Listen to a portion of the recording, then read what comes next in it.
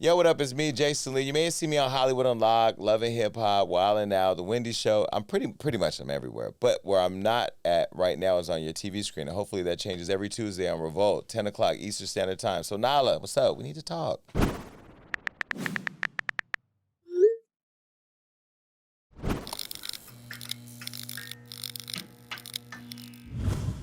What's going on, guys? Nyla Symone here with a very special guest. We're back for 2023 of We Need to Talk, and I have Jason Lee in the building. How are you doing? I'm great. How are you? I'm good. I'm excited to have you here. Thank you. As somebody who is a multi-hyphenated person in media, you are somebody that I have to give flowers to because you have came a very long way. Thank you. And you're killing it. Thank you. I love New York media. Somebody told me that yesterday, and I appreciate that because I didn't get into this business for accolades or any of that. But I mean, yeah, you got to put some respect on the work that I've done. You've done a lot. Yeah. And honestly, like I really want to be invited to your next award show. Okay. It looks like June 24th. it's the time. Oh, June 24th. That's today. Make sure I get my ticket to LA. But before we get into the regular podcast, I do just want to talk about. I watched your preview of the show, the Jason Lee Show. Yeah. And I saw how you paid homage to all the people who inspired you, like Wendy Williams, Angie Martinez. Charlemagne. Yeah. You mentioned a lot of people. But out of that, you said that Wendy Williams was your favorite. Yeah, of course. And it's strictly because of the tea? I mean, not just because of the tea. Look at what she created. She created a space for, first of all, what black women in radio were there when Wendy Williams was on the air? I mean, that you can think of. I can't. Not that we're doing it in a way that penetrated through mainstream or through a lot of what the guys in hip-hop were doing. So she paved her own way. She created her own lane. She fought through, the different issues that we saw play out in her documentary or whatever that was on Lifetime. And then, to be able to see her go from there and then transition to television, still take some of that old radio flair, but, zhuzh it up for white women in Central America who can digest the how you doing, but we know what that was. And then to spend 13 years at the top and not be given her flowers by mainstream was kind of sad. So I always give her flowers. When she got her start in Hollywood, I threw her a private dinner, and I invited Jason Derulo and Nick Cannon, Larsa Pippen, a bunch of different people. And then I got her booked in West Hollywood at a gay club so the gays could celebrate Wendy because she never goes out and touches the people that way. And so we were able to give her flowers. And I always send her flowers to her house and to her studio because I always wanted her to know that somebody actually appreciated her contribution to culture. Now, like me, she gets attacked by a lot of people because when you have an opinion, and sometimes when that opinion is as colored or animated as hers has been or mine has been, you get attacked. But I only attribute that to real being rare these days. And I try to just be authentic and say what I think. And it saves us all time when you know where I'm coming from or what you know I think. And I'm only one opinion, and there's a lot of people that agree or disagree, and either way, I don't care. What I was going to ask you within that is, after seeing how people responded to Wendy, and I know you also have a reputation that's similar, like, are you afraid in any way? What's my reputation? Reputation for being messy. Tell me. Is that for being really? messy. So give me one example of when I've been messy. Like the Karen Civil situation. What was messy? She paid an underage hacker to take out my business. Hold on, let me finish.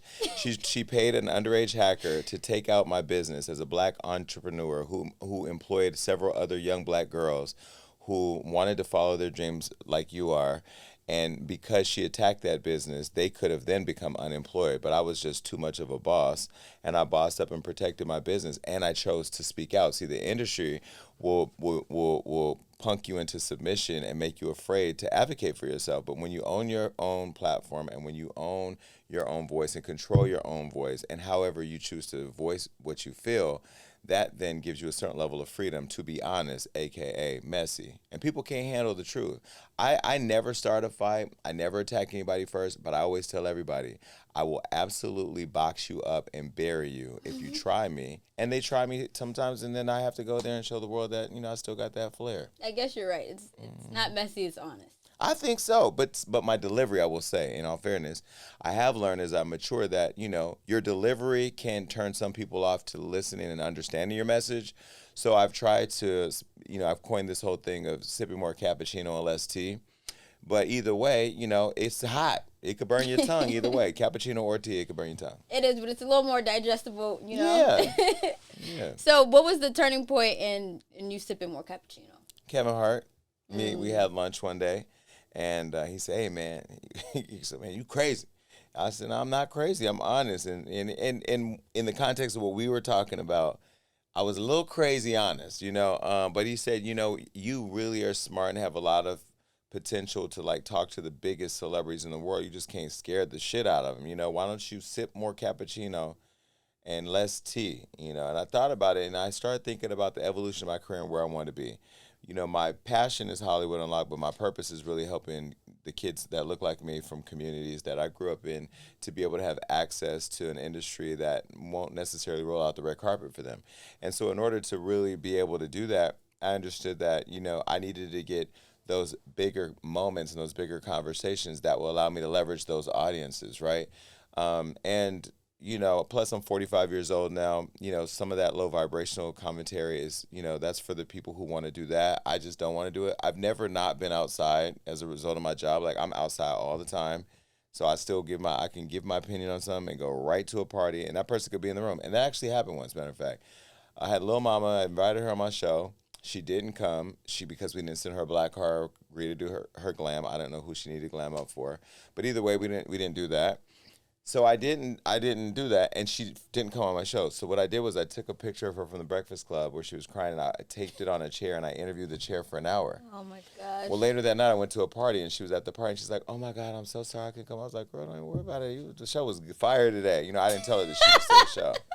And so, but whatever. But no, I mean, I'm at a point in my career now where now that I've gotten the industry's attention, now that I know how to get my content circulated in mainstream and urban or whatever you call that, you know, our media and their media. Now that I have established my voice and people know who I am and what I'm about, now I can, you know, soften up just a little bit, but I'm not going to give my edge away. Okay.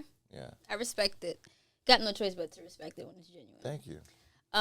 So like you said, now you're in a career where you want to help put other people in places, and I see you have the multimedia company where you're training people and teaching people. What is it that, if somebody like me was to sign up for the class, what was it that I would learn and gain from it? Well, I mean, you already have your interviewing skills, and you already have style. Charlamagne, tell me about your style today. What did he say? He said you were fly. He said you were fashionable. Oh, okay. Yeah, he did. But I think what you would learn is the business, because there's entertainment and then there's business. You could be highly entertaining and just fuck off your business, or you would not know how to handle your business, how to protect your IP. You know, I was saying to somebody yesterday on a podcast that if I had to do a new book, it'd be called The Holdout, because I was able to hold out for the right deals and continue maintaining ownership. So MediaMillionaires.com was really something that when I started thinking about the passion I have of Hollywood Unlocked, I started thinking about more about the purpose that I talked about a minute ago. And what I've learned on this journey is that, one, nobody really wants to help each other when we look like each other. Like, we always feel like there's this crab in a barrel mentality. Like, if you get on and I get on, somehow the pie gets smaller for me when it gets bigger for you. I've never believed that, because what's for you is for you and what's for me is for me. But it was meeting Queen Latifah 30 years ago, and then later on in the maturation of our relationship, she said to me, "One day you need to be able to do for somebody what I did for you." And what she did for me was give me hope.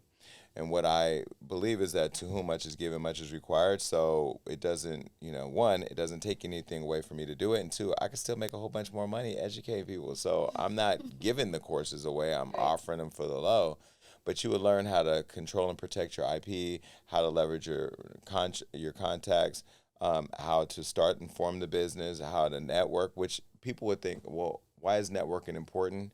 Relationships are more valuable than money. You can give me $1 million today, or give me access to, you know, who you just think Robert Smith, the richest black billionaire in the country. Mm-hmm. Which would you have? I'd rather take the relationship with Robert Smith. Absolutely. So I teach people all of that, and also like the power in saying no and the power of no. The power of no and the power in no. So people have to learn that. Yeah, understandable. I feel like, and this is me being vulnerable, sometimes I feel like for my lane is not necessarily tea. I focused on, I'm a DJ obviously, and I'm more so focused on music, and I feel like it's harder to cut through when you're not focusing on tea. That's fair. And I will say, who's to blame in that, the audience or the creators? And, you know, that's a conversation that we always have all the time, because when I first started this business, I didn't want to get in the tea. I can roll around with the pigs better than the pigs can roll with the pigs. I know how to, like I said yesterday, you will never outshade a homosexual. We can read you for filth. We can read you because the church. We just this we got that lane controlled. But you know what? I never wanted to do that because that's just that energy creates something that just doesn't feel good all the time. But you know what's so crazy is the publicists and those companies, they see the numbers that gets, and they tend to send their talent there to get the numbers, but then don't want them to get in the dirt with the pigs. But it is what it is. What I would say is that Carisha Please has done a really good job. Carisha, even though she's a celebrity, so she gonna get the bookings easier than you would, or maybe even that I would, right? Because she can call up her friends, and they get on there and do all the messy stuff that they would say I'm being messy for. I could say as a DJ or somebody in music, you could still cut through the tea by creating games that drive them to be messy without you being messy. You know, make them the messy people. I try to put out content on Hollywood Unlocked in an unbiased way, but I know it's going to create a lot of conversation, and the comments be messy. The comment section is terrible. Then celebrities get mad at me for the comments. I'm like, if I put me on there, they call me all types of names too. So, you know, the comments, that's a world all in itself. Your comment section loves you, though. No, not all the time. No. I literally read the comment section yesterday. Well, it was the one on YouTube, Hollywood Unlocked YouTube. But I think they're proud of me now because they're proud of seeing the evolution. But the minute that show hits and I give an opinion, or if I was saying to somebody the other day, if I don't ask these questions, I will get drugged for filth because they expect me to ask the hard questions. Yeah. You know, but now I'm trying my best to ask the hard questions in a way that still offers compassion, but is just as honest as possible. And unless somebody acts so crazy on my show or does something really crazy, they're going to have a great experience. Yeah. I like the cappuccino on you, you know? I have to give Kevin Hart that because he did, the way he framed it was, because oftentimes when you are in the business of being honest or being blunt, people do try to change you. I've had people come to my house and say, hey, you can get millions of dollars if you just change this, or you just... And I'm like, you basically just said, if you just completely become a different person, you can make millions and millions of dollars. Well, I've made millions of dollars being me.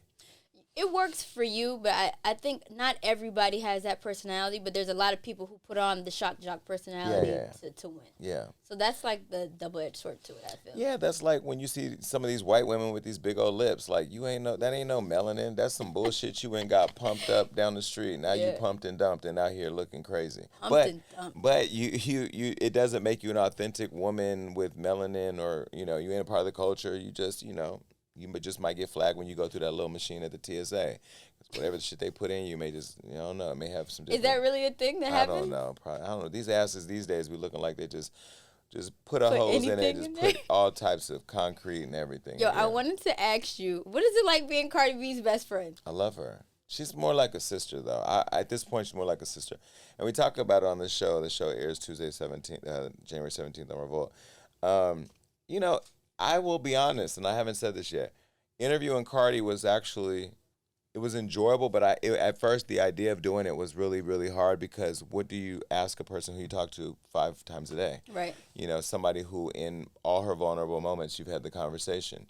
And when everybody's attacked her online, I've had to be there as a friend to support her through it because I really believe that people hate her because she's so successful and likable. Mm-hmm. And I also have been frustrated that when people have attacked her for no reason, or even if they had a reason, but the way they've done and the volume in which they did it, it's really changed how she would entertain the world. You know, how she'd be on social media saying stuff while she's in glamour, doing things that would make us laugh throughout the days. Like, she doesn't really do that anymore because of social media. Yeah. But I will say I was nervous because I really didn't know, like, okay, I'm going to ask her all these questions, but I know most of the answers. When I got to the interview, I said, you know what, I'm going to just do what we do on FaceTime. We're just going to have a good time. And we did, and we asked all the hard questions, and she answered them. She was honest? Very. I love that. But she's also very polished now, too. Like, I was looking at her like, she's a superstar. I mean, I know she's Cardi B, but I was just really proud of her because of how far she's come. I interviewed her before Bodak Yellow, and that was the only second time I've interviewed her because, I haven't talked to her on camera in probably like 6-7 years.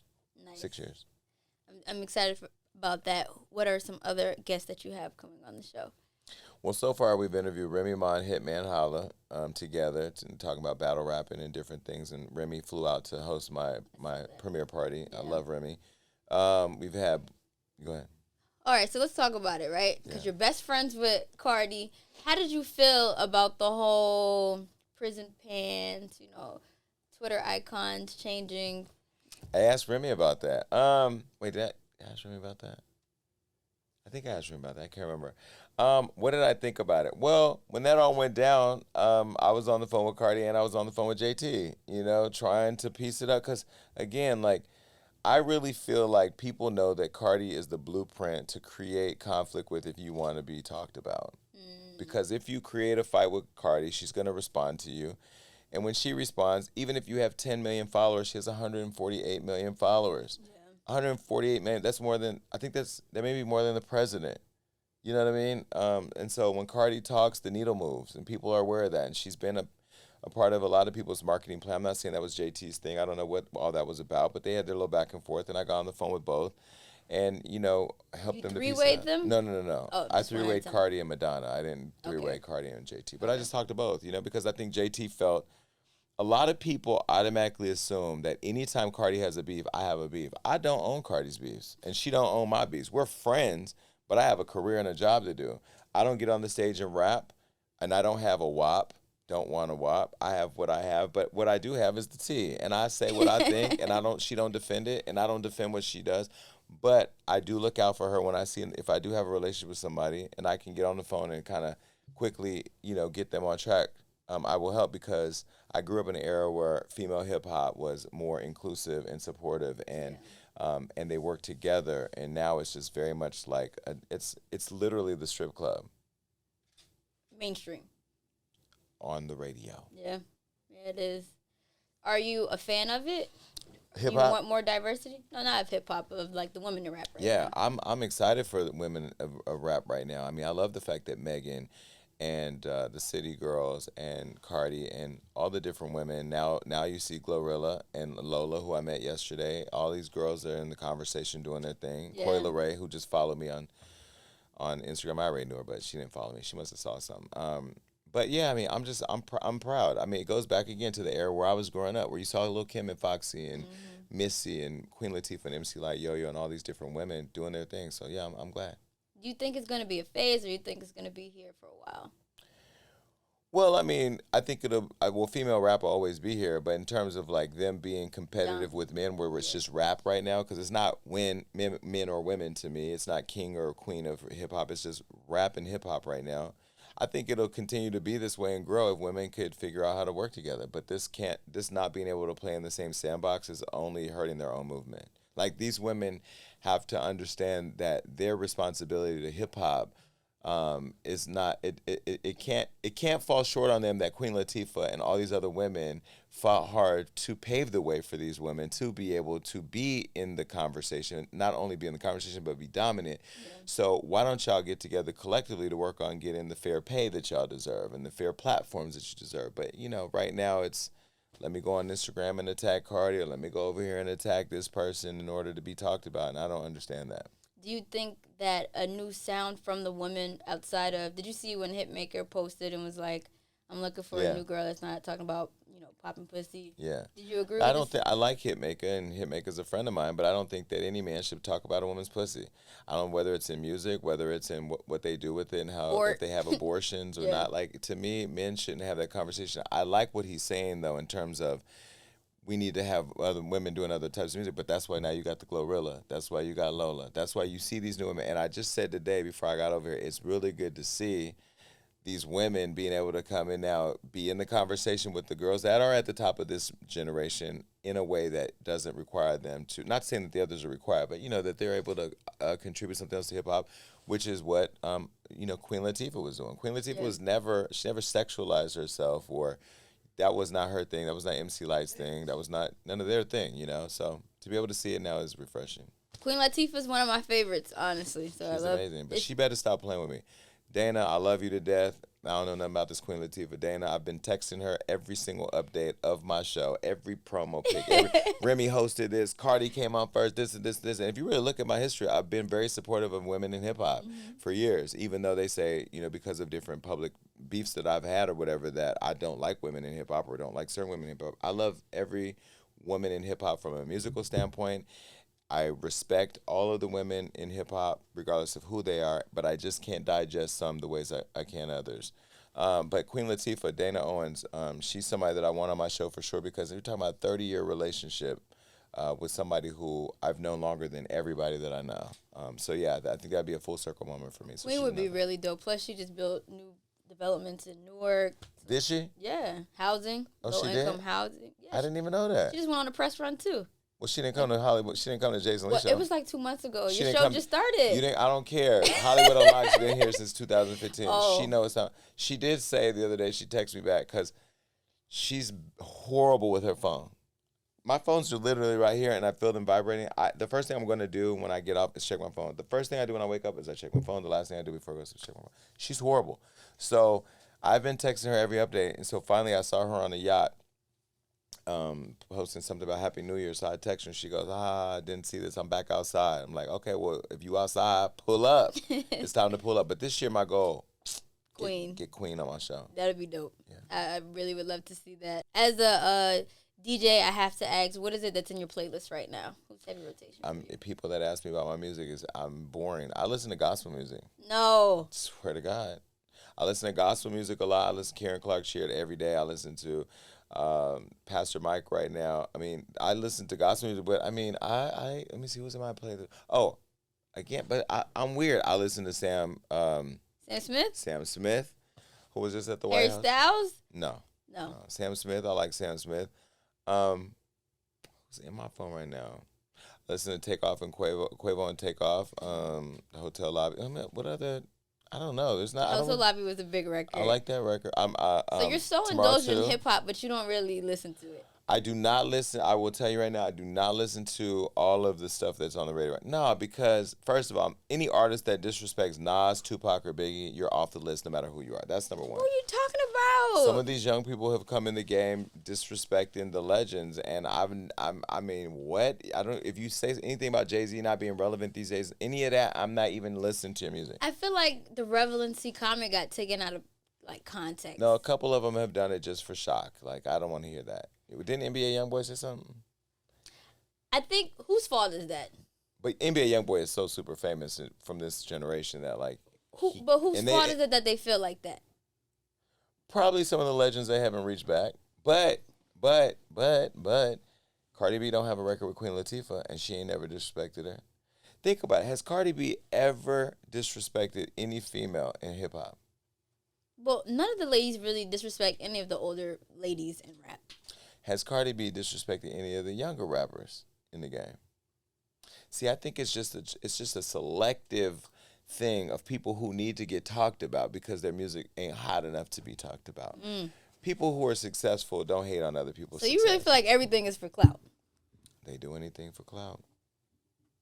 I think it's a mix. You can't hate on Tupac, I think it's Nas, Biggie, or Jay. No matter who you are. I don't care how hot you are. You can't hate on Jay-Z's business acumen on top of the fact that he lays next to the most beautiful woman in the world. Period. Most talented woman every day. I think some people are just ignorant to it.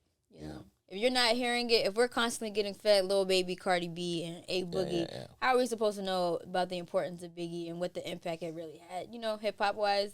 Yeah, but that's the problem. Black folks need to stop just basing their whole decisions in life off of what they hear. Go do some research. Google.com ain't nothing but a couple minutes. Before you vote, go see what they're talking about. And before you talk about who you're not voting for, do you even know their policies and do you know how that affects your community? Do you even look at local politics? I get so exhausted with the commentary online. Even on Hollywood Unlocked, when we post shit, I look at the comments. I'm like, y'all motherfuckers is just not making no sense today. People are dumb. But your decisions, for example, and I don't want to get too heavy into politics, but when Trump pulled the United States out of the climate conversation in the world, do we not understand the impact of climate change and how New York doesn't have any snow on the ground right now? I mean, years ago, you would come to New York, and there was snow everywhere, snow. I remember moving here in the middle of a blizzard, having to wear snow boots and go from this place to this place.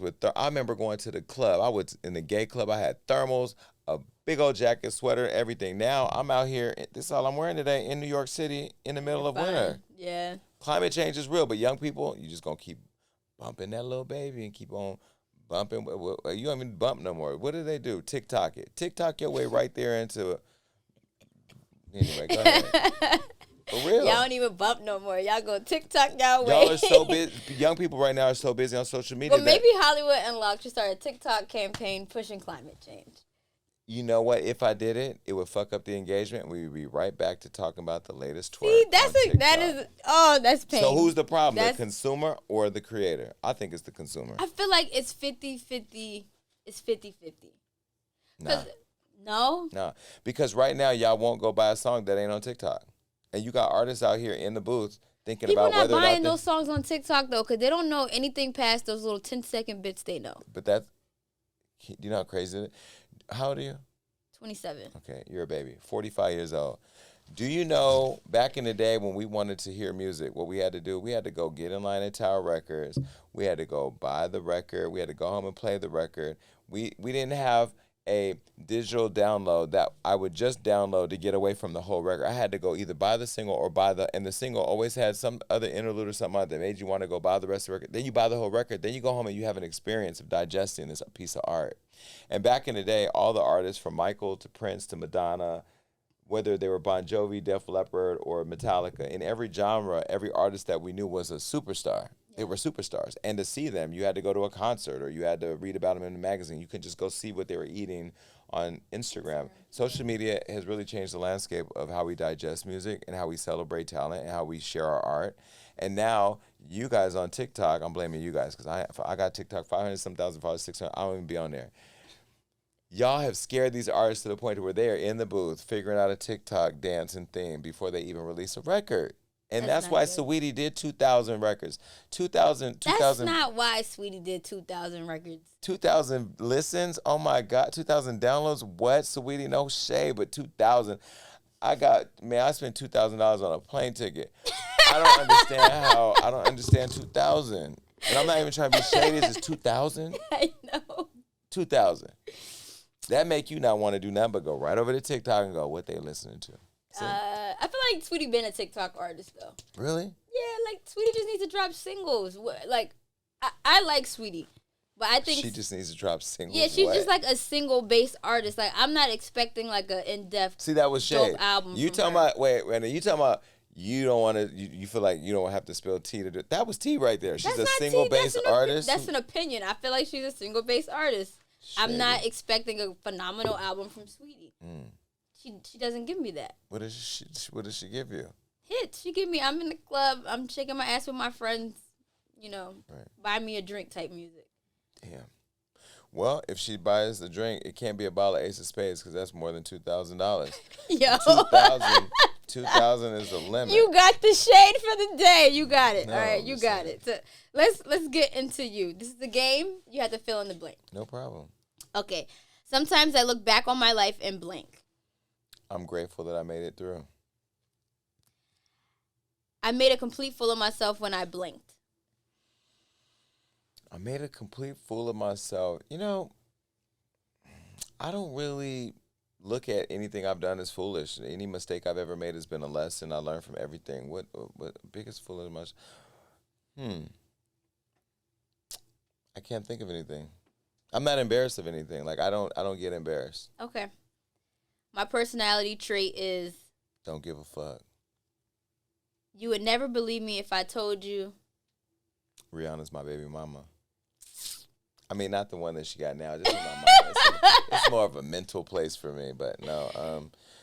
Yeah, I don't know. That's let me think.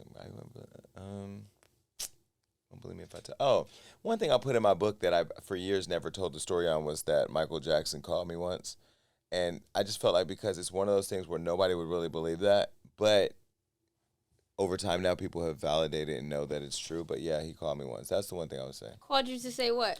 Why I stalked him. I called him every day. I was 15 years old. I wanted to talk to Michael Jackson. I wrote about it in my book, but yeah, I just wanted to meet Michael Jackson, so I called and I built a relationship with his assistant. And I used to call Evie every day. And one day he called me. Wow. An ideal world would be blank. An ideal world would be one in which everybody can accept that art is art and cancel culture no longer exists. I can't believe I actually blinked when I was younger. Had sex with a woman. No, honestly. I can't believe when I was younger. I can't believe I caught lice. That was probably a disgusting thing. No. Yeah, I caught lice in foster care. That shit was trash. Wow. Yeah. Lice. Lice is literally the most disgusting thing. Well, there was this one time I went to my friend's house and he had given his whole family crabs. Now that was really bad. To have your mom walking around with the crab cream on and spray all the furniture down with the crab medicine, and then here I come to spend the night. I got my blanket and pillow, and I walked in, and everybody, and these are my friends. They were really, really dark skinned, but they all got this white cream on their bodies, and there's white. They're spraying everything down, and I'm walking like, "What's going on?" They're like, "Yo, I'm sorry." We'll edit. It's fine. No, fuck it. It's called crabs. Well, to giving it to the whole family, mom, the brothers, the whatever. Anyway, so I ended up going home because I could not believe that he had given his whole family crabs. And you didn't catch it, right? Hell no. Okay, good. I've been very open about any clinic visit that I've had. Let's just keep it clean because it's early in the morning. Sheesh. It's almost noon now. You just had a long day. I did. The older I get, the less I have time for the bullshit.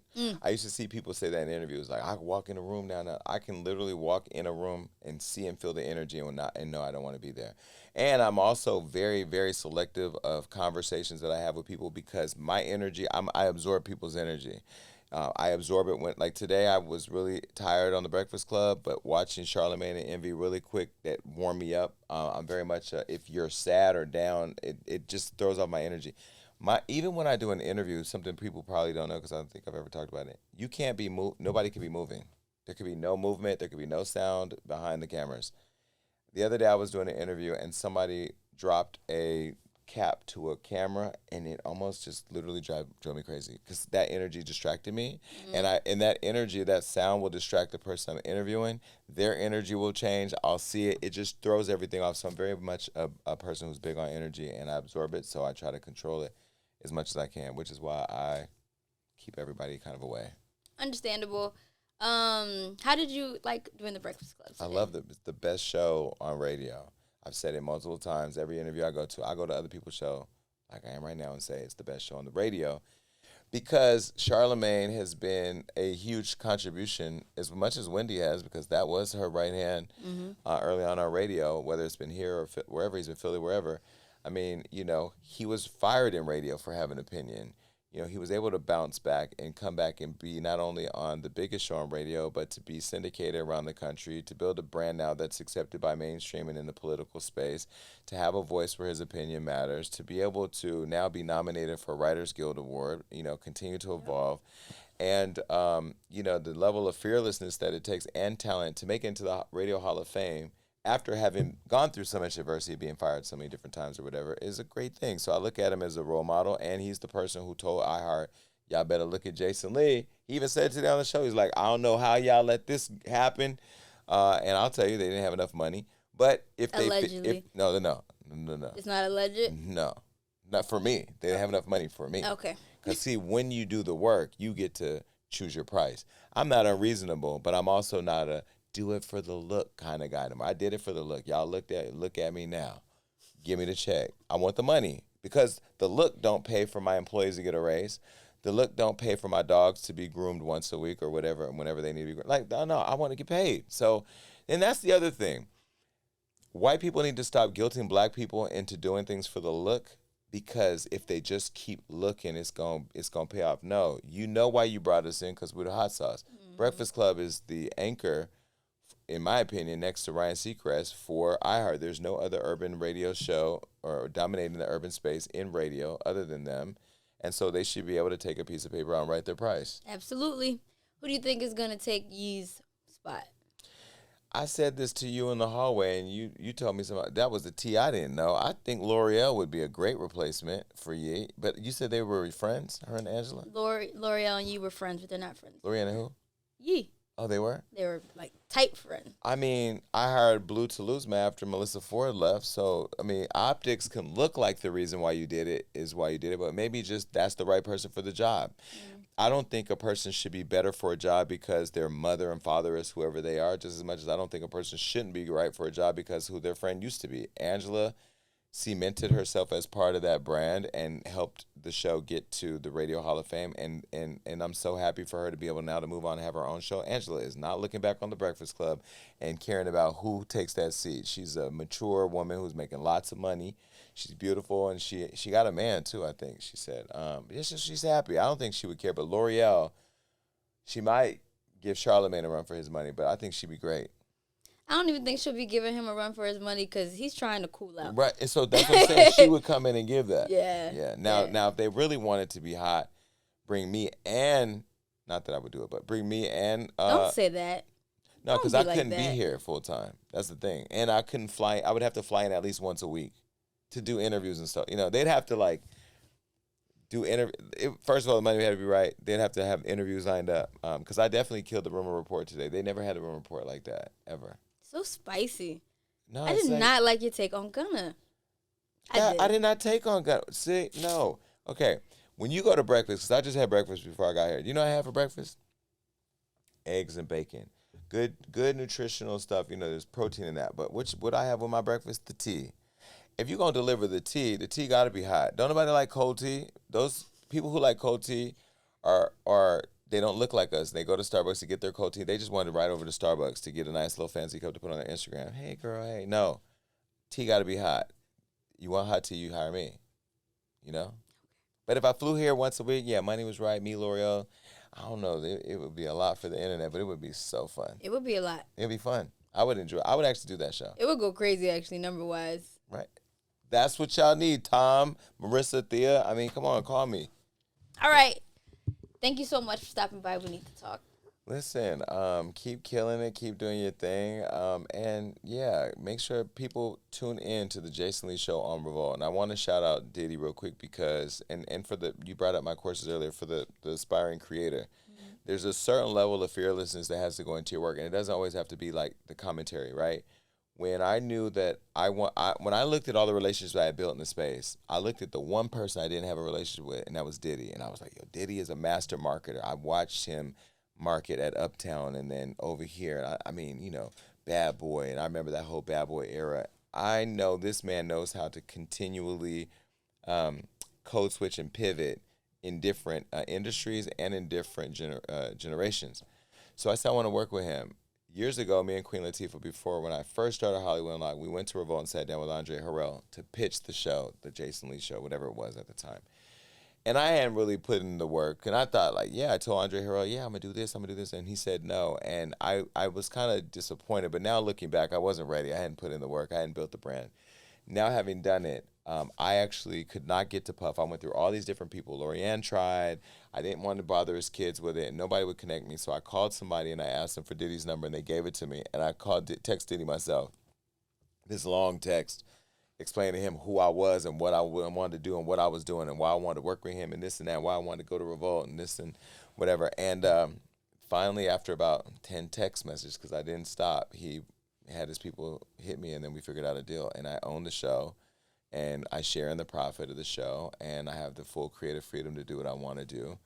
And he's supportive of that. Which never happens. Which never happened. But it's a black man with a black man. And that it never happens when it ain't us because we're too busy selling the culture instead of licensing it out. Mm-hmm. You ain't got to be a sellout and sell the culture.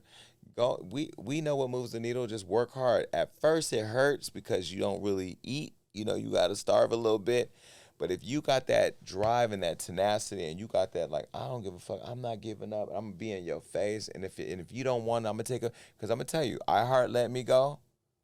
I told Scott Greenstein yesterday, text him who runs Sirius. I'll come to Sirius. I tell the people at Spotify, I'll come to Spotify. Ain't nobody going to get over there and work harder than me. So I think as much as we keep doing that, and hopefully with me doing it, it's showing other people they can do it too, that it's all possible. And it is possible. I love that. Mm-hmm. I was going to ask, you said this earlier, is that you have to know when to say no. Yes. You have to know when to have the courage to say no. But at what point, I guess, is it not about the look or it's not about, you know. I'll give you an example, right? Here I am on Love and Hip Hop. I never thought I'd be on Love and Hip Hop. That was not the vibration of what I was on in real life. Even in my real life, if you ever see me out or you know me personally, I'm never reading nobody and shady or looking at what people's doing or who this, that. I don't care. I'm living my life. I'm playing with my dogs.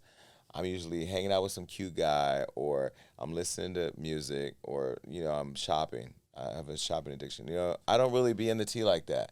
For my business, I know how to turn it on. So when I got on Love and Hip Hop and I saw the reaction, first of all, when I saw myself on TV, I was like, I don't like that.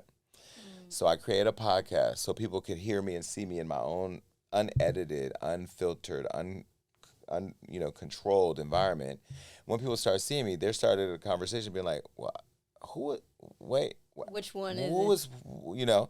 So then I got on Wild 'N Out. So then you could start to say, well, he over here on Wild 'N Out cracking jokes, and he funny over here, and this person like him, and this person like.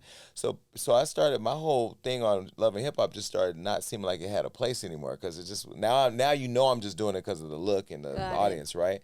So I left Love and Hip Hop because I was over that. And then I had this whole revelation that I was going through, kind of examining my life, and I wanted to write a book. And when I started writing the book, the thought was God must have forgotten about me, because most people think, like, when you're going through, like, come on, God, I need a break. We all think ain't nobody looking out for us, right? Until you realize, like, he's putting you through stuff to show you how strong you are. So I wrote the book, and as I started writing the book, I knew there was no way I could go back and Love and Hip Hop, because now this won't make any sense. They approached me and said, we really want you back. We'll give you all this money. I said, the only way I can come back is if I could tell my story, if I can share my stories in my book, my relationship with my family, and humanize me to where I don't look like an emotionless tree. They said, okay. I went back for one more season, did that, had a great season, and then I walked away. And then I realized that check wasn't important, that look wasn't important, but by then I was now on the Wendy Show. So I was getting that look. So I replaced that look with the Wendy Show, which was more my Indish Nation. Okay, now I'm in my lane. Then the radio show, went to Breakfast Club, iHeart saw me. They were like, why don't you do a syndicated radio show? Okay, boom. Now I got that look. So I just used every look to leverage another look, and always in my mind understood that, like, I am not the sum of one mistake, so I can always pivot and fix something if I'm focused on the strategy of it all. And every move was strategic. Every length of time at a place was strategic. I wanted to leave iHeart 1 year into my relationship, but I felt like 1 year could look like a failure. So why don't we wait until we get a couple more markets? We went from 52 to 72. We stayed at number one. I had all that data. So for me, it was more about collecting the data, showing how I took a show that had no rating to the number one show across the country, becoming the first urban black syndicated, nationally syndicated gay person on the radio. Sheesh. And so, so it was like, it all has to make sense. Like, I don't ever do nothing just because just to be doing it. Like, I do it. But, if you do it, you get a good look, you get enough of that good look. Whenever you believe you have enough of that look, then it's time for you to move on. No matter how scary it is. Like, I told Speedy Norman, you know who Speedy is? Of course. Speedy is super talented. Mm-hmm. Super talented, has some great interviews. I said, if I was you right now, I would be building my own company on the side. I would hire interns or somebody to be running that. I'd be politicking my relationships to get over there, and I'd be figuring out how to get the brand right and the business right. And once you do what you need to do and get that money going, you can leave and do your own thing because you have all the relationships, you have the credibility, and you can get in and out of, Yeah. It's just that scary step of being able to just leap and do your own thing. It is a scary ass step, not gonna lie. The scariest, most important decision you'll ever make, though. Word. Period. Thank you so much for coming, Jason Lee. Thank you.